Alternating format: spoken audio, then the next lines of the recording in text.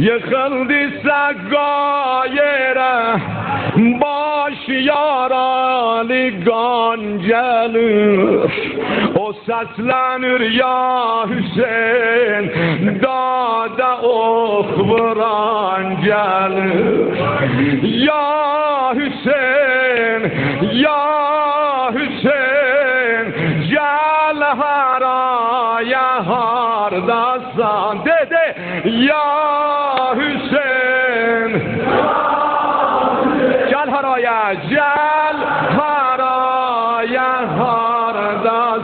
Geldi Zahra nenem, geldi Zahra nenem, Kerbela'ya harda.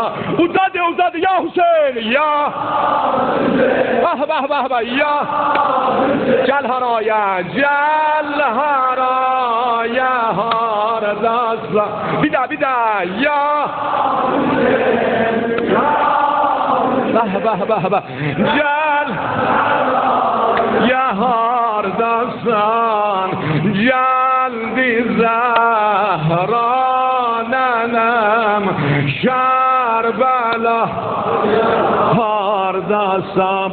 Benim ağam öz ağam, var yürekde söz ağam. Taş inşallah Kerbela'da inşallah olur. Benim ağam öz ağam, var yürekde söz ağam. Ben sensiz dözemiyorum, sen bu derde döz ağam.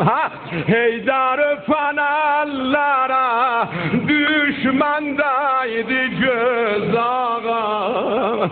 Aktarırdım bu hali her gece gündüz ağam. Hüseyin şükür ola kollarım hak yolunda get olup, su yolu gözleme gözlerime kandı.